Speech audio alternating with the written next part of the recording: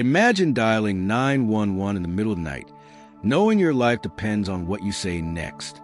But in your panic, you forget the most important detail, the very thing that could save you. This is the chilling story of Rebecca Miller, a young mother from Ohio whose desperate call for help became a tragic lesson. Her mistakes during that call are mistakes you must never make. It was September 14th in Brookville, Ohio, a quiet, peaceful town where crime was rare. That evening, Rebecca put her 6-year-old son Daniel to bed and sat in her living room with a cup of tea. She scrolled through her phone, thinking it was just another ordinary night. But outside, someone was watching. A man lurked in the shadows, staring at the light inside her home, waiting for the right moment. At 9:47 p.m., the silence shattered.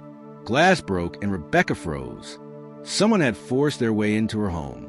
Panicking, she grabbed her phone and dialed 911. The dispatcher answered immediately. 911, what's your emergency? Rebecca screamed into the phone. He's here. Someone's in my house. Please send help. But in her panic, she made her first mistake. She never gave her address. She assumed dispatchers could trace her call instantly. While technology can sometimes locate callers, it is not always precise, especially with cell phones. Instead of saying where she was, Rebecca focused on describing the intruder. Valuable seconds slipped away. The dispatcher tried to calm her, asking again and again for her location. But Rebecca's fear took over. She whispered, breathing heavily, hoping they could still understand. Then came the second mistake. She placed the phone on the couch, believing the dispatcher could just listen in. But muffled noises are nearly impossible to interpret. Was she hiding? Was she being attacked? No one knew. Then came the third mistake. Believing she had said enough, Rebecca whispered, "Please hurry," and hung up. The dispatcher called back. No answer. Police were dispatched, but without a confirmed address. They went to the wrong street first.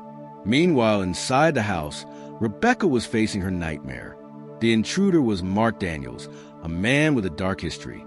He had once dated one of Rebecca's friends, but developed an unhealthy obsession with her. He had stalked her at the grocery store, left unsettling messages, and even lurked outside her workplace. She had complained before, but nothing ever stuck. Tonight, he had come prepared. As Rebecca backed into the kitchen, she grabbed a knife. She was trembling, terrified, screaming in the hope her neighbors might hear. But Mark was stronger, angrier, and determined. And outside, the sirens were still searching the wrong street. By the time officers finally arrived, 11 minutes after a call, the damage was done. They found the door ajar. Inside, Rebecca lay unconscious on the floor. Her son Daniel was safe in his room, crying but unharmed. Rebecca was rushed to the hospital, but she never regained consciousness. She was pronounced dead just after 11:24 that night. Detectives immediately began piecing together what had happened. They listened carefully to the 911 call. In the background, a male voice was faintly audible.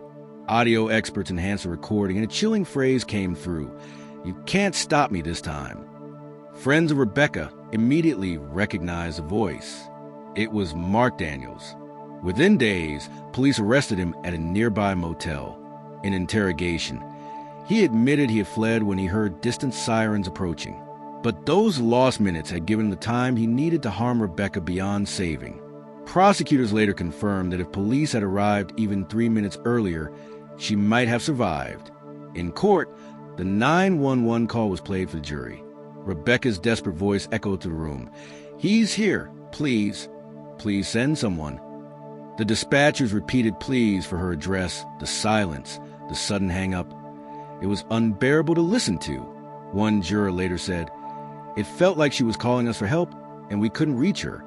Mark Daniels was sentenced to life without parole. But for Rebecca's family, justice was not enough.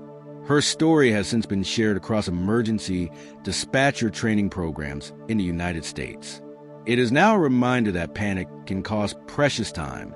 And when you call 911, what you say and how you say it may decide whether you live or die.